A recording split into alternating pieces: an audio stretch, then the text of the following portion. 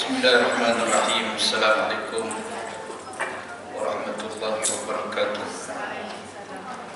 Umul kitab Al-Fatihah. Bismillahirrahmanirrahim. Alhamdulillahi rabbil alamin. Ar-Rahmanir-Rahim. Maliki yaumiddin. Iyyaka na'budu wa iyyaka nasta'in. Shiratal mustaqim. Shiratal ladzina an'amta 'alaihim.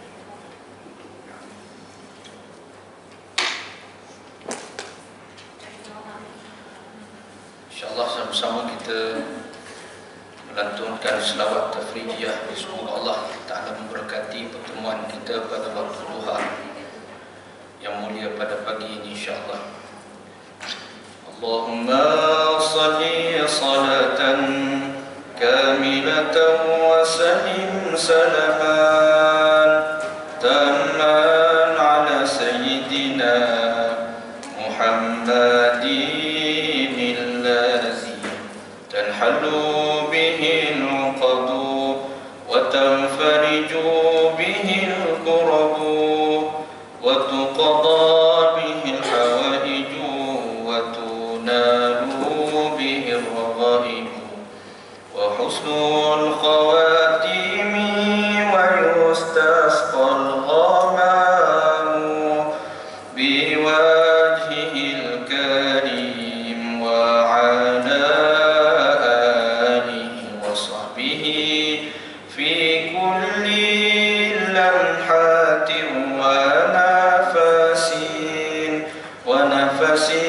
بعدد كل معلوم لك. اللهم صل صلاة كاملة وسلم سلاما تاما على سيدنا محمد الذي تنحل به العقد وتنفرج به الكرب وتقضى به الحوائج وتنال به الرغائب وحسن الخواتيم ويستسقى الغمام بوجهه الكريم وعلى آله وصحبه في كل لمحة ونفس بعدد كل معلوم لك. اللهم صل صلاة كاملة وسلم سلاما تاما على سيدنا محمد الذي تنحل به العقد وتنفرج به الكرب وتقضى به الحوائج وتنال به الرغائب وحسن الخواتيم ويستسقى الغمام بوجهه الكريم وعلى آله وصحبه في كل لمحة ونفس بعدد كل معلوم لك. اللهم صل وسلم وبارك عليه وعلى آله صلى الله وسلم عليه. Alhamdulillah, salatu wassalamu ala rasulillah Sayyidina Muhammad ibni Abdillah wa ala alihi wa sahbihi wa mawala. Kita menyambung pengajian daripada kitab Ayyuhal Walad, Nasihat Al-Imam Hujjatul Islam Abu Hamid Muhammad bin Muhammad Al-Ghazali At-Tusi rahimahullahu ta'ala. Semoga Allah Ta'ala merahmatinya serta penterjemah kitab kita yang mulia, serta kita mendapat keberkatan daripada kitabnya yang mulia ini insyaAllah. Amin ya rabbal alamin. InsyaAllah kita menyambung lagi di dalam penghujung nasihat yang kedua bagaimana sepatutnya kita menerima nasihat, yaitu pada muka surat yang keempat. Qala mu'allif rahimahullahu ta'ala, dan diriwayatkan daripada Al-Imam Junaid Al-Baghdadi yang wafatnya pada tahun 297 Hijrah rahimahullahu ta'ala, bahawa ada seorang yang telah bermimpi bertemu dengan beliau di waktu tidur setelah kematian beliau. Lalu orang itu bertanya kepada Imam Junaid Al-Baghdadi dengan katanya, apa khabar engkau wahai Abul Qasim? Lalu Imam Junaid Al-Baghdadi menjawab, sebenarnya telah hilang segala ilmu-ilmu yang zahir, bahkan juga telah hilang ilmu-ilmu yang batin, dan sudah tidak ada lagi yang bermanfaat kecuali hanya beberapa rakaat yang sempat kami lakukan di tengah malam. Muslimah yang dirahmati oleh Allah Ta'ala sekalian, lalu kemudian Al-Imam Hujjatul Islam membawakan suatu kisah berkenaan dengan Imam Junaid Al-Baghdadi, seorang alim, abid yang banyak beribadat, yang bukan sahaja banyak beribadat tetapi kaya dan dermawan, yaitu Imam Junaid Al-Baghdadi. Digelar sebagai Al-Baghdadi kerana dia berada di Baghdad. Maka dengan sebab itu Imam Junaid dikatakan tidak kurang daripada 70 rakaat satu hari beliau beribadat kepada Allah Subhanahu wa taala. Walaupun beliau sibuk dengan perniagaannya, tetapi beliau juga seorang yang banyak mengabdikan diri pada Allah Subhanahu wa taala. Jadi kisah ini ataupun Imam Junaid Al-Baghdadi ini diberi gelaran sebagai Abul Qasim. Dan ini disebut sebagai kunyah, gelaran kepada Imam Junaid Al-Baghdadi. Kunyah ini adalah satu sunnah Nabi adalah memberi kunyah, gelaran. Kenapa? Kerana Nabi juga ada gelaran. Abul Qasim ini adalah salah satu gelaran bagi Nabi kita Muhammad sallallahu alaihi wasallam. Cumanya pada zaman kehidupan, zaman Rasulullah masih hidup, tidak ada siapa yang boleh memakai gelaran yang digelar kepada Rasulullah. Apa-apa gelaran yang digelar kepada Nabi, tidak akan ada sahabat yang pakai gelaran tersebut. Melainkan setelah kewafatan Rasulullah, maka barulah ada yang boleh memakai gelaran tersebut. Jadi Abul Qasim ini adalah salah satu gelaran kepada Junaid Al-Baghdadi, gelaran kunyah. Jadi kita juga boleh meletakkan kunyah kepada diri kita sendiri. Kunyah ni sunat, bahkan mendapat pahala kalau kita buat niat ikut sunnah Nabi SAW. Bagaimana nak meletakkan kunyah?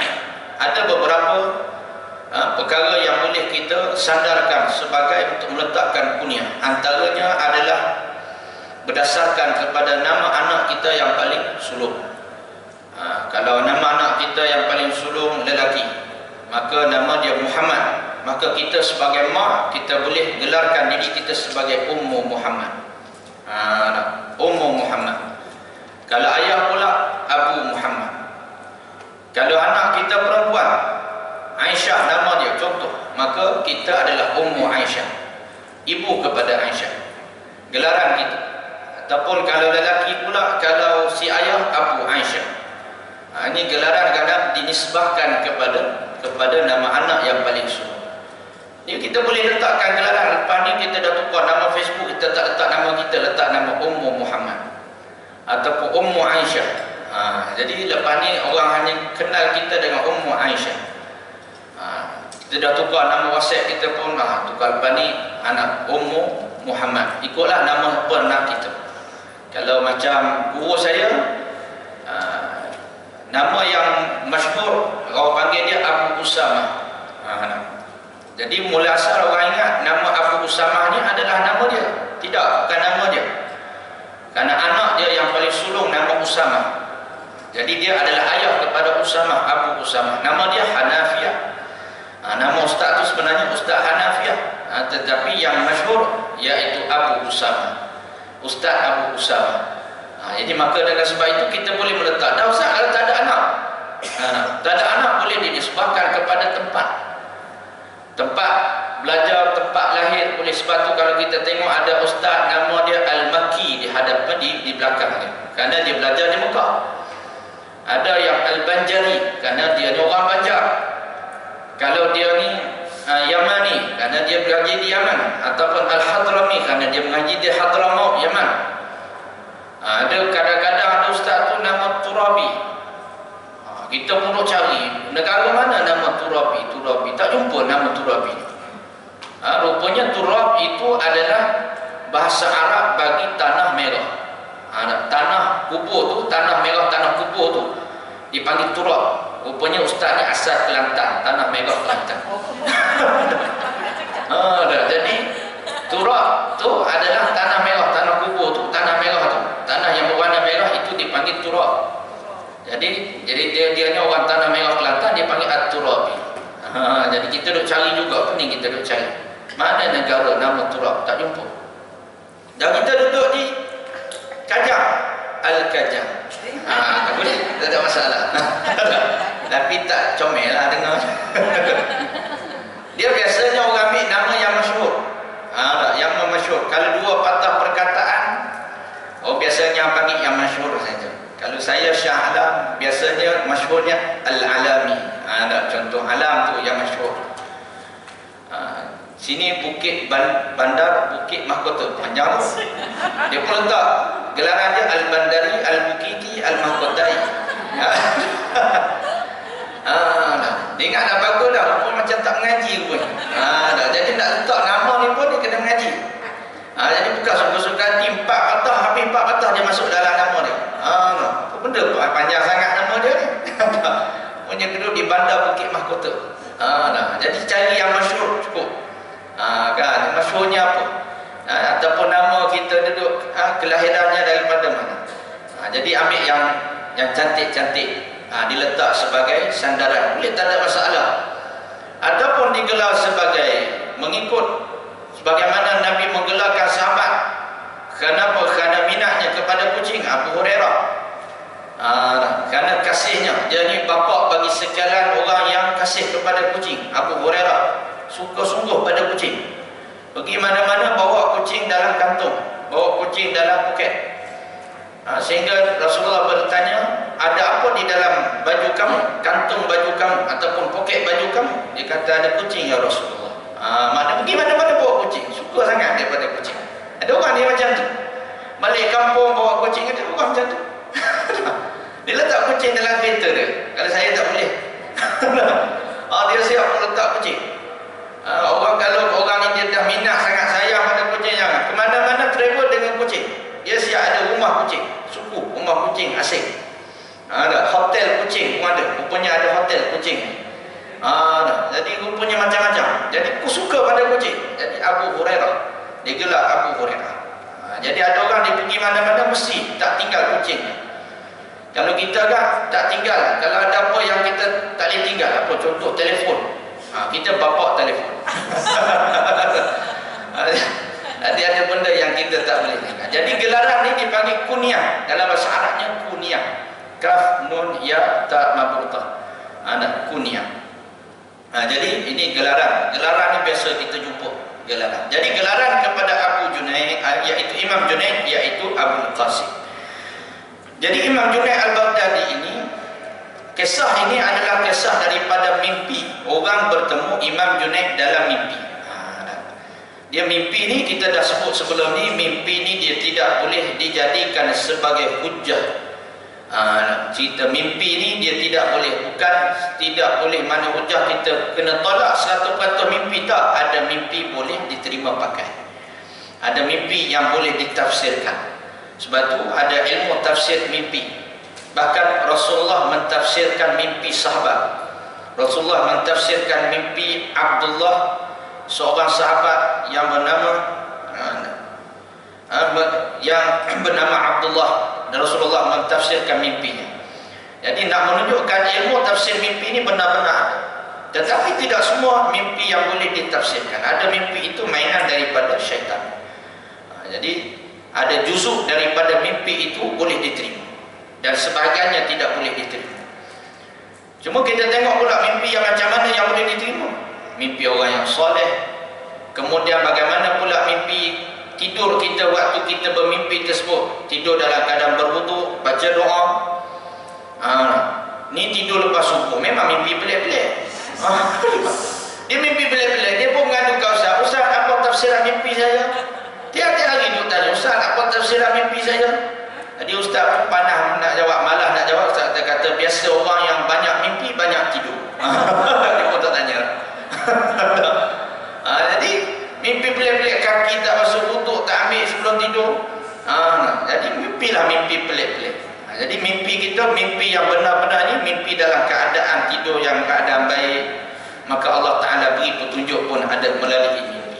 Jadi seorang hamba Allah ni setelah kewafatan Imam Junaid Al-Baghdadi, lepas meninggal Imam Junaid, jadi ada seorang hamba Allah, dia mimpi Imam Junaid dalam mimpi. Jadi dia bertanya kepada Imam Junaid dalam mimpi tersebut. Ini bukan cerita Imam Junaid, yang bercerita ni orang yang mimpi Imam Junaid. Jadi orang ni pun bertanya, wahai Junaid Al-Baghdadi, dengan gelaran Abul Qasim, wahai Abul Qasim, wahai Junaid Al-Baghdadi, apa khabar engkau di sana? Apa dah khabar engkau di alam sana? Setelah kematian lama tak jumpa ni, tanya khabar dalam mimpi, apa khabar engkau di alam sana? Lalu jawab Imam Junaid Al-Baghdadi, dia kata tak ada apa dah ilmu-ilmu yang zahir, walaupun Imam Junaid ni dia terkenal dengan ilmu yang begitu banyak. Dia kata tak ada apa dah ilmu-ilmu aku, telah hilang segala ilmu yang zahir maupun yang batin, melainkan aku dirahmati oleh Allah hanya beberapa rakaat yang sempat aku kerjakan di tengah malam. Apa maksudnya? Maksudnya tak ada apa dah saat ketika ini yang aku sempat beramal, itulah yang sangat bermakna di sisi Allah Ta'ala. Jadi Imam Junaid nak mengajar kepada kita, dalam dibawa kisah ini tujuannya nak mengajar kepada kita, ilmu banyak macam mana pun, yang dinilai adalah yang sempat beramal, yang sempat kita kerjakan rakaat pada tengah malam, rakaat salat fardu, yang sempat kita sedekahkan, yang sempat kita zikir, yang sempat kita lantunkan selawat. Ada pun yang tak sempat, yang hanya sekadar kita tulis dalam nota kita, yang sekadar kita dapat tulis dalam WhatsApp kita dan sebagainya. Itu sekadar ilmu, dia berlalu begitu saja. Bukan tak ada pahala, ada, tetapi yang lebih bermakna yang sempat kita beramal. Jadi maka sebenarnya yang dituntut untuk kita adalah beramal dengan ilmu. Jangan tinggalkan dalam beramal. Kisah ini, kata guru saya, pernah berlaku kepada Imam Ghazali rahimahullah ta'ala. Setelah kematian Imam Ghazali, pengarang kitab kita ini, Imam Ghazali meninggal dunia, lalu ada seorang bermimpi dengan Imam Ghazali. Kisah yang hampir serupa dengan kisah Imam Junaid ini. Seorang ini bermimpi jumpa Imam Ghazali dalam mimpi dia setelah kematian Imam Ghazali rahimahullah ta'ala. Lalu laki-laki ini pun bertanya, dia kata, wahai Muhammad, nama Imam Ghazali ini, dia kata, apa khabar engkau di sana? Macam mana dah keadaan kamu di sana? Dia kata, tak ada apa dah. Aku di sini tidak ada apa-apa. Segala apa yang telah aku tulis tak ada apa-apa pun, melainkan aku dirahmati oleh Allah kerana seekor lalat saja. Apa maksudnya? Maksudnya kerana satu perbuatan amal kecil aku di atas dunia itu, aku dirahmati oleh Allah Subhanahu wa ta'ala. Karena suatu hidup Imam Ghazali rahimahullah ta'ala ni, dia pernah nak menulis, dia celup pena dia itu di dalam dakwah, kemudian dia nak menulis. Bila dia nak menulis, tiba-tiba ada seekor lalat hinggap di atas dakwah, yang pada sangkaan Imam Ghazali barangkali lalat ini dalam keadaan dahaga. Maka Imam Ghazali pun mendiamkan perbuatannya supaya lalat ini dapat meminum sepuas-puasnya dakwah tersebut. Bila lalat itu berlalu pergi, lalu dia memulakan penulisan. Asbab kerana aku berbuat baik kepada seekor lalat ini, aku dirahmati oleh Allah Subhanahu wa ta'ala.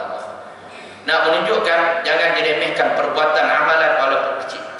Dia dirahmati kerana seekor lalat.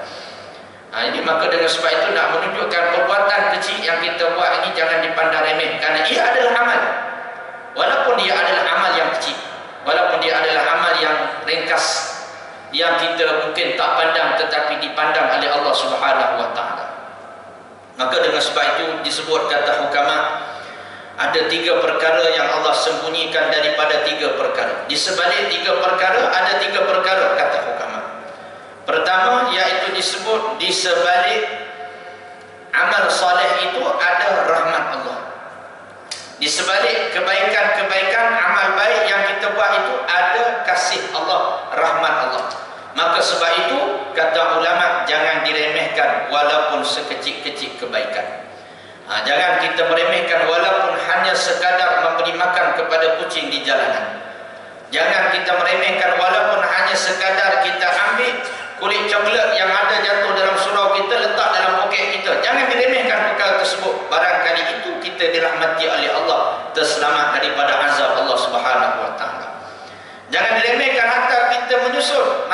kita tengok susunan tak berapa cantik lah kitab disusun dalam surah ni, kita pun susun kecil je amalan itu. Tetapi kerana amalan itu barangkali kita dirahmati oleh Allah Subhanahu wa taala, Allah pasti membalas setiap kebaikan. Maka jangan diremehkan walaupun amalan itu amalan yang kecil. Tidakkah kita sentiasa diperdengarkan seorang laki-laki, seseorang yang diselamatkan azab kerana memberi minum kepada anjing yang dahaga. Dia turun, dia dahaga, lelaki ni dia dahaga, pemuda ni dia dahaga, lalu kemudian dia turun ke dalam telaga untuk mengambil air. Telaga yang dalam, dia turun, dia pun minum air sepuas-puasnya, dia pun naik ke atas. Bila naik, dia tengok ada anjing yang terjelir, anjing yang dalam keadaan dahaga. Kalau kita fikir nak turun sebesalah pula ni, nak turun pula je. Yalah, letaklah anjingnya pun. Tapi laki-laki ni dia turun sekali lagi dalam perigi tersebut, berbekalkan kasutnya, dicedok air, diletak dalam kasut. Dengan payah dia naikkan air tersebut beri minum kepada anjing. Dia terselamat daripada azab neraka Allah. Karena perbuatannya hanya memberi minum kepada anjing. Anjing binatang yang haram dimakan. Tetapi karena perbuatan baiknya kepada binatang ini, Allah merahmati. Sebab tu baru ni masuk dalam TV, masuk dalam rancangan televisyen, rancangan yang dulu pernah dibuat rancangan, dia tajuk Umrah orang-orang susah. Jadi ada seorang orang susah ni, dia terpilih menunaikan umrah. Seorang lelaki yang umurnya sudah berusia, warga emas, tapi hidupnya seorang diri. Hidupnya hanya bertemankan kucing jalanan sahaja. Jadi dia ni tak kahwin. Jadi dia hidup seorang di rumah yang kecil saja, dengan berbekalkan motosikal buruk sebiji. Jadi satu benda kebaikan dia, setiap kali dia pergi mana-mana, dia jumpa kucing yang terbiar, dia rasa kesian, dia akan ambil bawa balik. Sehingga di rumah dia penuh kucing-kucing. Semuanya kucing-kucing yang terbiar. Dan duit dia banyak dihabiskan untuk memasak makanan untuk kucing saja. Sehingga satu hari, bila mana ada satu syarikat travel ni, dia minta pilih, kalau tak silap, di kampung tersebut, dia minta pilih 2 orang saja untuk ditaja umrah dia. Maka nama dia terpilih. Menangis dia. Menangis dia sebab apa? Sebab kerana bagi dia barangkali asbab kebaikannya pada kucing tadi, dia pun tak sangka dalam keadaan dia susah, dia tak ada duit, Allah pilih dia jadi tetamu Allah yang agung. Kenapa? Barangkali kerana sifat baik daripada kucing tadi, Allah jemput dia sebagai tetamu. Jadi bila dia nak berangkat, apa yang dia paling sedih, paling dia bimbang? Siapa nak jaga kucing itu? Nak pergi Mekah, bimbang lagi.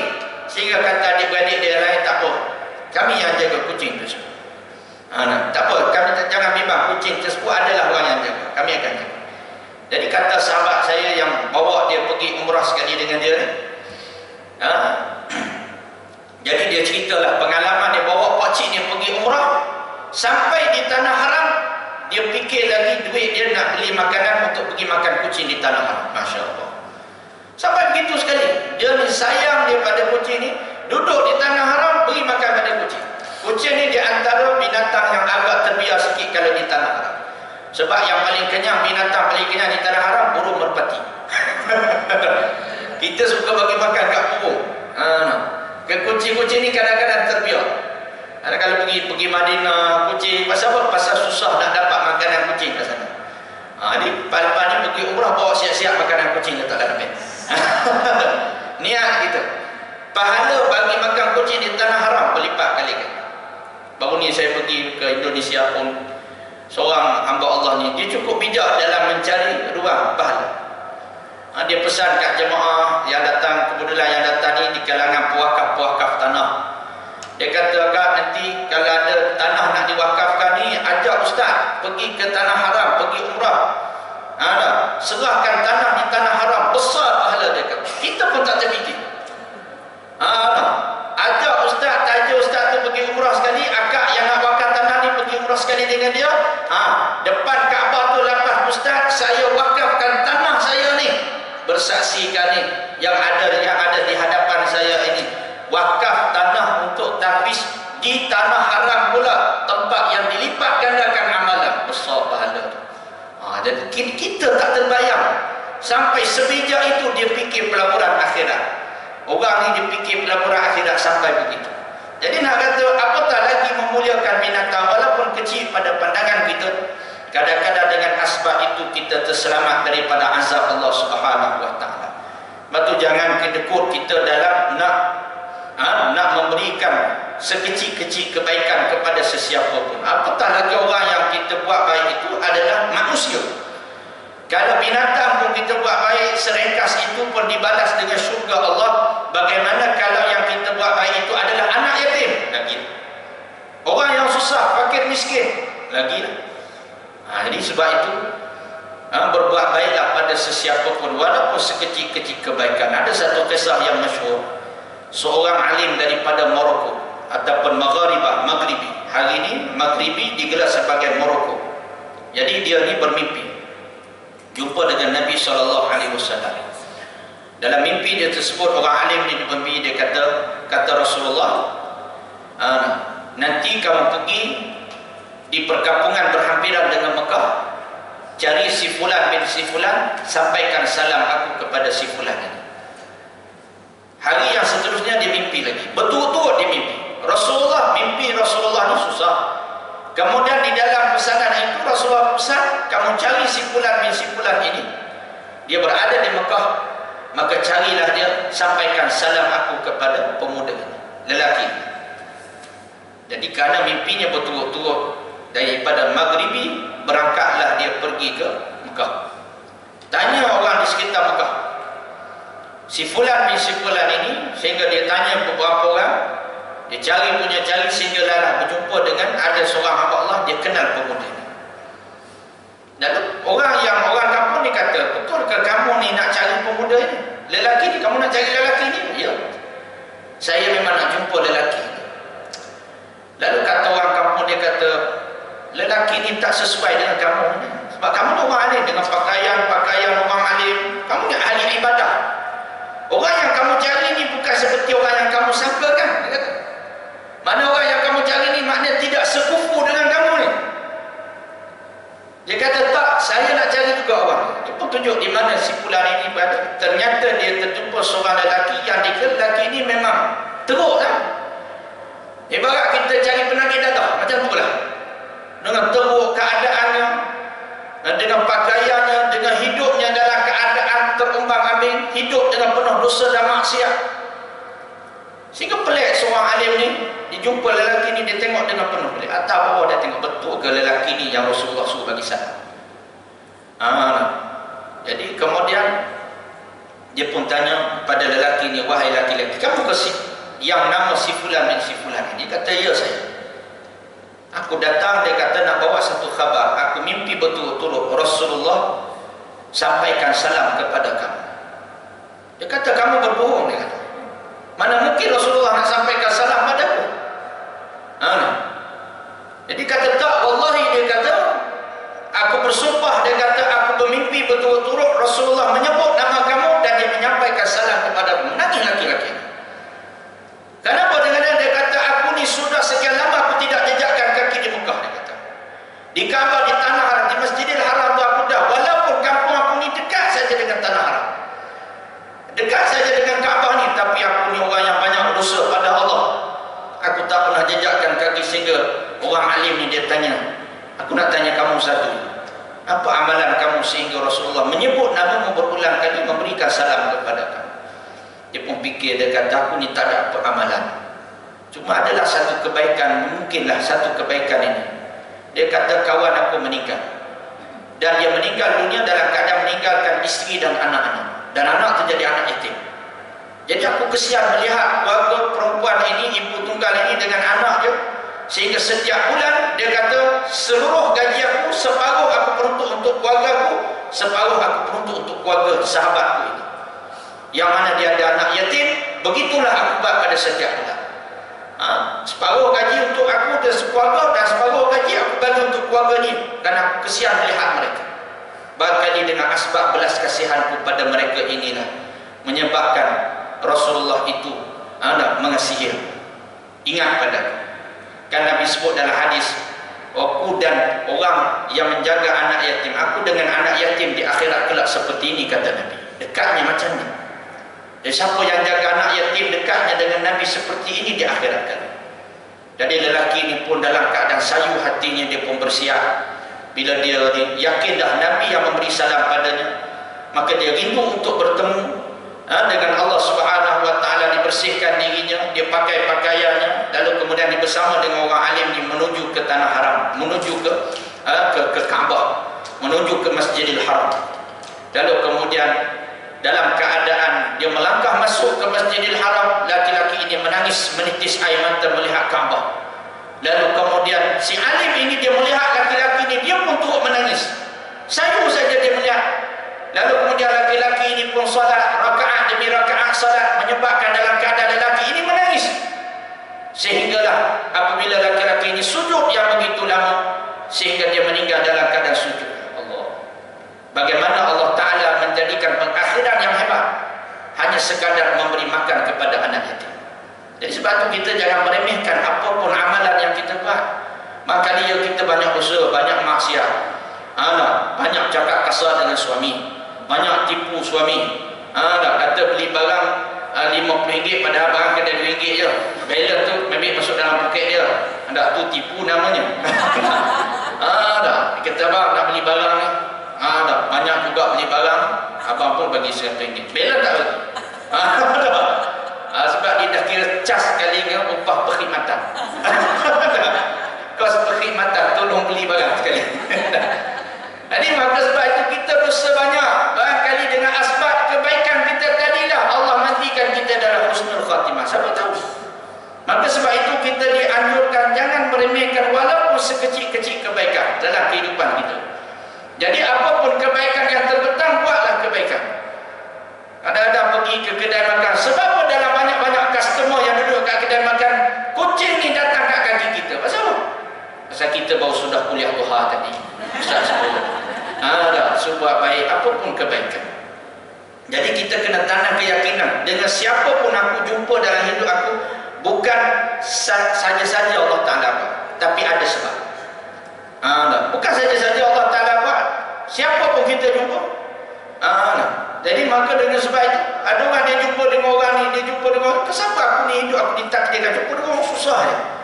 Bukan saja-saja, tapi ada sebab. Bapa aku ditakdirkan anak beranak, aku ni susah, ada sebab. Setiap benda yang berlaku ada sebab. Ada satu kampung tu masjid dia terbakar. Saya kata, tujuan apa Allah Ta'ala jadikan masjid terbakar? Tidak lain tak bukan Allah nak buka ruang pahala, nak bangunkan kembali rumah Allah Subhanahu wa Ta'ala. Jadi kalau kita tengok macam tu, ia ada satu ruang untuk kita dapat syurga Allah Subhanahu wa Ta'ala. Jadi maka dengan sebab itu, jangan diremehkan apapun kebaikan yang kita buat. Lalu kemudian yang kedua, Allah sembunyikan kemurkaan Allah di sebalik kejahatan yang kita lakukan. Selain pada Allah Ta'ala sembunyikan rahmat di sebalik amal baik, Allah sembunyikan juga murka Allah di sebalik jahat yang kita buat. Maka sebab itu kata ulama, jangan kita meremehkan walaupun sekecil-kecil kejahatan. Sebab ada orang dia pandai remeh, tak apa dosa kecil je Ustaz, buang sampah mata tu. Ada orang dia letak sampah atas kereta nak pergi buang, tiba-tiba sampah jatuh, dia tak ambil. Alah, sampah je pun. Sedangkan itu satu dosa. Jadi dosa inilah yang menyebabkan kalau kita remehkan, takut kita dimurkai oleh Allah Subhanahu wa Ta'ala. Takut kita meremehkan dosa ini menyebabkan kematian kita adalah kematian su'ul khatimah, kematian tidak baik. Sebab ada dosa yang kita remeh-remehkan. Sebab tu jangan merasa seronok dengan dosa yang kita buat pada saat dan ketika ini. Jangan rasa selamat daripada perbuatan dosa yang kita buat, walaupun sekecil-kecil dosa yang kita buat. Sebab ada orang dia rasa tak apalah, lambat lagi nak mati ni, taubatnya kedian sikit pun tak apa. Maka menyebabkan lama kelamaan murka Allah menerjah dalam kehidupan dia, sehingga dia dicabut kematian yang sepatut dia mati dalam keadaan baik, dia mati dalam keadaan yang tidak baik. Daripada kaki masjid dan di kaki maksiat, hanya kerana perbuatan dosa yang dia rasa biasa dengan perbuatan dosa tersebut. Bagaimana satu kisah, ada seorang yang sahabat pada zaman Nabi, dia ini daripada Nasrani masuk Islam. Lalu kemudian bila dia masuk Islam jadi penulis wahyu, karena dia pandai menulis. Tiba-tiba dia kembali kepada agama Nasara balik, Tanassara. Lalu dia mati di dalam agama Nasrani. Ini sahabat, pernah jadi sahabat. Jadi pernah jadi sahabat murtad kembali duduk bersama dengan Nabi boleh murtad. Kalau kita kira Allah duduk dengan Nabi pun boleh murtad. Barangkali ada dosa yang dia buat, yang dia tidak sempat bertaubat, yang dia rasa seronok dengan dosa tersebut, sehingga Allah palingkan kehidupannya jadi orang yang tidak. Sebab tu jangan buat. Sebab tu saya pesan pada anak-anak pelajar saya pun saya pesan, kamu buat maksiat cepatlah bertaubat. Saya pesan pada anak pelajar saya, kamu tengok benda yang tak elok bertaubat. Kamu buat dosa apa yang ustaz tak tahu bertaubat. Jangan sampai Allah buka aib kamu, ustaz tahu siapa. Jangan sampai saat kamu ni rasa selamat daripada ustaz, rasa selamat daripada mak ayah kamu kerana tak tahu dosa yang kamu buat, satu saat Allah bongkar keaiban kamu, terduduk kamu nanti. Tak terbangun kamu nanti. Saat Allah Ta'ala bagi kamu peluang, layan kamu dengan lemah lembut Allah, bagi kamu nikmat juga walaupun kamu buat maksiat, jangan sampai Allah buka aib itu, terduduk tak terbangun kamu nanti. Jadi sehingga ada yang Allah Ta'ala buka aib semua, tahu-tahu terlibat dengan benda tak senonoh, menangis mak, pingsan mak tahu, jadi saat itu menyesal. Dan saya ingatkan kembali, betul tak ustaz pernah sebut sebelum ni, jangan sampai Allah buka aib kamu. Dan sekarang Allah buka aib kamu.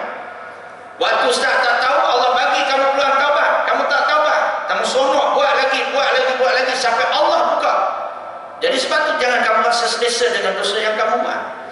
Dan saya pun jangan rasa selesa saya hidup dalam keadaan berdosa. Maka kalau tidak bertaubat, barangkali Allah buka aib saya di hadapan Tuhan, wa'iyadzubillah min dzalik. Jadi malu gitu. Saat Allah Ta'ala buka aib, saat itu tak ada siapa boleh tutup. Media pun tak boleh nak tutup bila Allah buka aib itu. Jadi maka dengan sebab itu kita diperingatkan jangan rasa selamat dengan dosa. Jadi sahabat ni dia kembali agama Nasara, mati dalam agama Nasara. Bila mana puak-puak Nasara ni nak tanam jenazah dia, tanam timbul balik jenazah. Tanam, tengok-tengok esok timbul balik. Kata puak dia ni mesti puak-puak Muhammad ni yang benci sangat pada dia ni gali balik kubur dia. Tanam balik keluar balik, sehingga kata puak Nasara ni bukan puak Muhammad dah buat ni mesti murka Tuhan dah ni, dia kata. Ni mesti bala dah ni, dia kata. Sehingga orang pun campak di jenazah dia. Nak menunjukkan bagaimana orang yang jangan kita ni merasa selamat dengan dosa kita. Jadi apapun dosa yang kita buat jangan diremehkan. Buang tisu dalam tandas tak apalah, tandas pun tempat kotor, dia kata. Apalah sangat buang tisu dalam tandas. Jadi maka dengan sebab itu ini adalah dosa yang jangan kita pandang remeh. Lalu kemudian yang ketiga, Allah Ta'ala sembunyikan apa dalam kehidupan kita? Yaitu Allah sembunyikan, yaitu kekasih Allah di kalangan hamba-hambanya. Di kalangan hamba-hamba Allah ni, di kalangan muslimat yang ada depan saya ni, barangkali ada kekasih Allah, wali Allah yang saya tak tahu. Jadi maka sebab itu kata ulama, jangan kamu pelekehkan orang, hinakan orang sesuka hati. Barangkali orang yang kamu hina itu adalah wali Allah Subhanahu Wa Ta'ala. Itu kadang-kadang kita suka duk hina orang, kita suka duk maki hama orang. Kita tengok pakaian dia selekeh, hidup dia terombak-ambing, kita pun hinakan dia. Jangan. Barangkali dia adalah wali Allah, kekasih Allah. Barangkali dia orang yang disayangi oleh Allah. Isytihar perang bermusuh dengan wali Allah ni, Allah isytihar perang ke atas dia. Jangan sampai Allah bermusuh dengan kita. Jadi maka dengan sebab itu, maka berbuat baiklah dengan sesiapa. Kadang-kadang ada orang dia kerja dia kutip besi buruk je. Mari ketuk pintu rumah kita, Kak, ada tak besi buruk? Apa benda? Tak ada kerja lain ke kamu ni? Kita hinakan dia. Sedangkan dia bukan nak curi besi rumah kita, dia minta izin lagi. Ada tak botol-botol terbuang yang boleh saya kutip? Dia nak cari rezeki halal, kita nak hina dia. Barangkali dia pencari rezeki halal dan dia ini tak pernah tinggal semayang. Barangkali dia ni ada anak yang dia nak sara dengan duit yang halal. Jadi kita nak hina dia, maka jangan. Barangkali dia adalah wali Allah, kekasih Allah Subhanahu Wa Ta'ala. Apatah lagi kalau dia orang gila, jangan kita duduk geli, jangan kita duduk hina orang-orang yang kurang upaya, yang Allah Ta'ala cabut akal dia, yang barangkali Allah Ta'ala nak selamatkan dia selamat, kerana dia tidak wajib sembahyang. Dia gila di atas dunia, kita nampak dia, sedangkan dia mulia di akhirat kelak. Jadi maka dengan sebab itu begitulah, nak menyebut kepada kita sekecil apapun kebaikan yang kita buat pasti dibalas oleh Allah Subhanahu wa taala. Kemudian kita sambung sikit nasihat yang ketiga, ilmu tidak bermanfaat kecuali bila sudah diamalkan. Wahai anakku yang tercinta, janganlah engkau menjadi orang yang muflis, yang bankrupt pada amalnya, dan janganlah engkau jadikan dirimu itu kosong daripada perkara yang berfaedah, dan yakinlah bahawasanya semata-mata ilmu itu belum dapat menjamin keselamatanmu di akhirat kelak. Maka iaitu kata Imam Ghazali lagi menyambung nasihat tadi, Imam Ghazali kata jangan kamu jadi orang yang bankrupt. Bankrupt di sini adalah bankrupt amal, bukan bankrupt harta. Bankrupt harta tak perlu diberi pesanan, kerana kita sedar bila kita tak ada duit, kita tahu kita sedar, dan kita tahu macam mana nak cari duit. Tapi bankrupt amal ini kadang-kadang kita tak perasan, rasa macam banyak amal, sedangkan kita muflis, bankrupt, tak ada amal di hadapan Allah Subhanahu wa taala. Yang Nabi pesan kepada sahabat adalah bankrupt amal, muflis dari sudut amal. Dalam satu hadis yang diriwayatkan oleh Abu Hurairah radhiyallahu anhu, Nabi tanya kepada sahabat, atadruna mal muflis, kamu tahu ke siapa orang yang bankrupt, siapa orang yang muflis? Kata sahabat, innal al-muflis fina man la dirham lahu wala mata. Orang yang bankrupt ni ya Rasulullah, yang kami tahu tak ada duit, tak ada harta. Maka kata Nabi, innal muflis min ummati. Nabi tak kata jawapan sahabat salah, cuma sebenar-benar orang yang bankrupt di kalangan umatku, kata Nabi, ya'ti yaumal qiyamah bi salatin. Akhirat kelak dia bawa amalan semayang dia. Maknanya orang semayang pun bankrupt. Atas dunia semayang sunat rawatib tak pernah tinggal, semayang duha tak pernah tinggal, semayang witir tak pernah tinggal, semayang Allahumma shalli ala, semayang hajat, semayang apa, semua semayang dia buat, tapi dia juga bankrupt. Wasiyamin, kata Nabi, dia juga bawa amalan puasa dia. Maknanya orang yang bankrupt ni boleh berlaku di kalangan orang yang berpuasa. Puasa wajib tak pernah tinggal, puasa sunat dia buat, sunat Arafah buat, sunat 6 buat, sunat Isnin Khamis buat, sunat putih buat, segala puasa sunat semua dia buat. Tetapi dia juga orang yang bankrupt. Jadi maknanya kalau yang puasa sunat pun boleh bankrupt, yang kita ni puasa ganti tak habis lagi ni agak-agak bankrupt ke tidak? Terbimbang.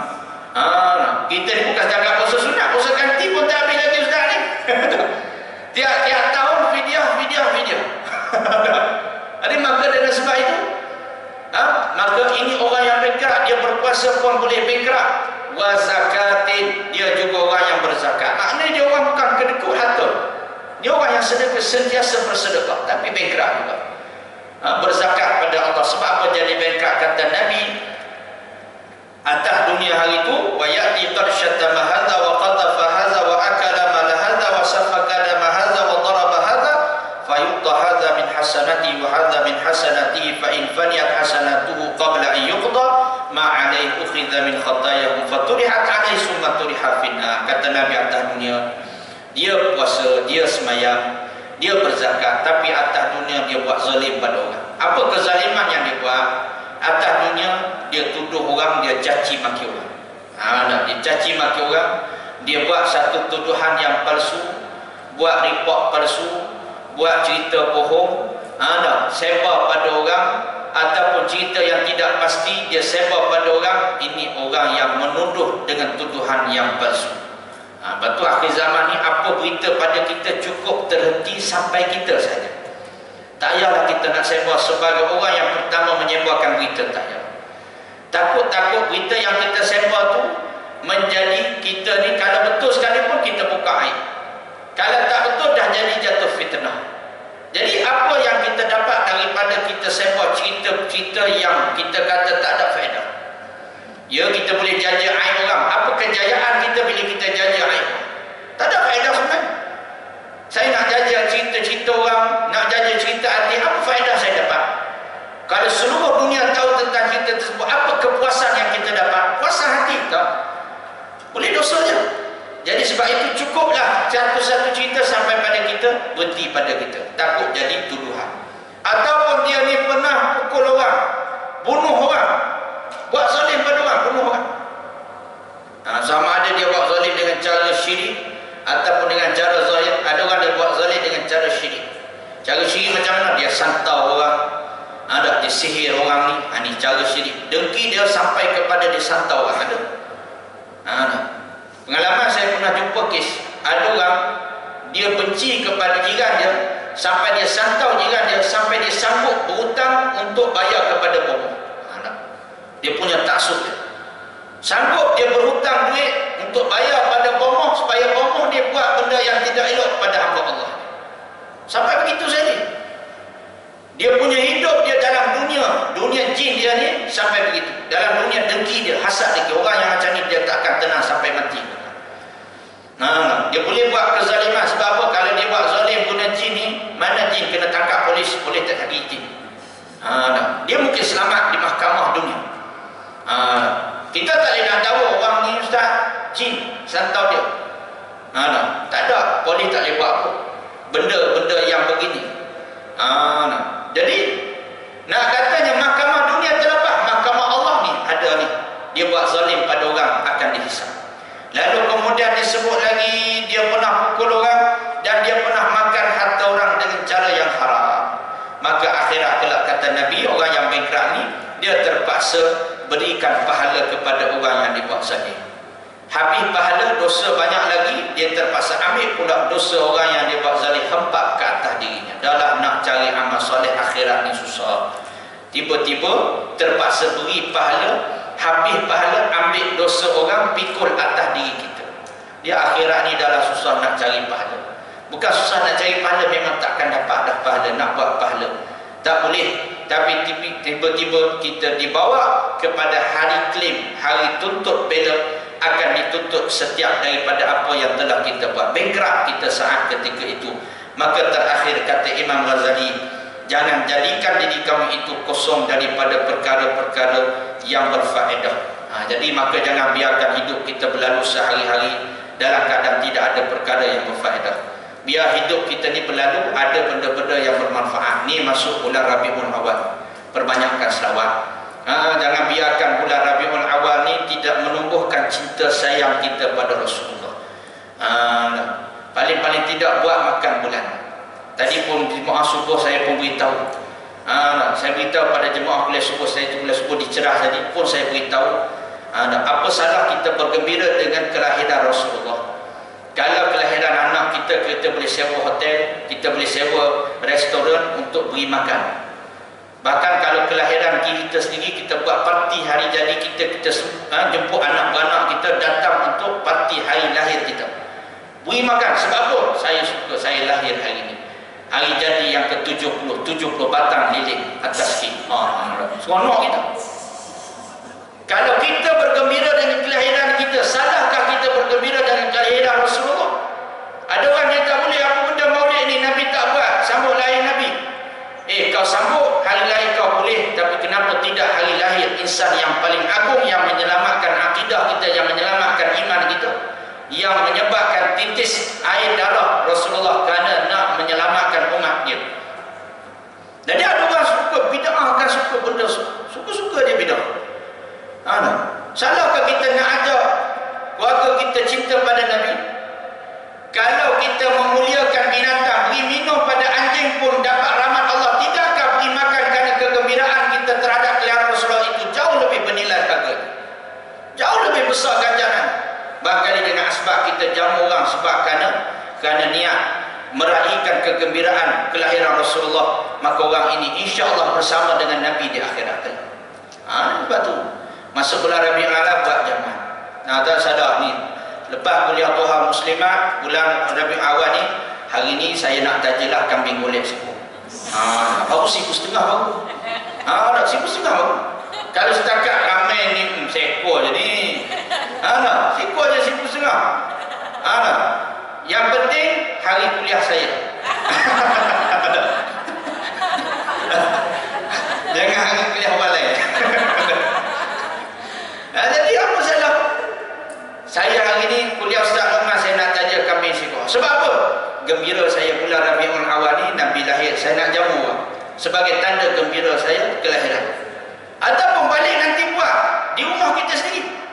Buat di rumah kita. Jemput anak-anak kita, sepupu sebapak kita. Hari lahir siapa ni? Hari lahir Nabi lah.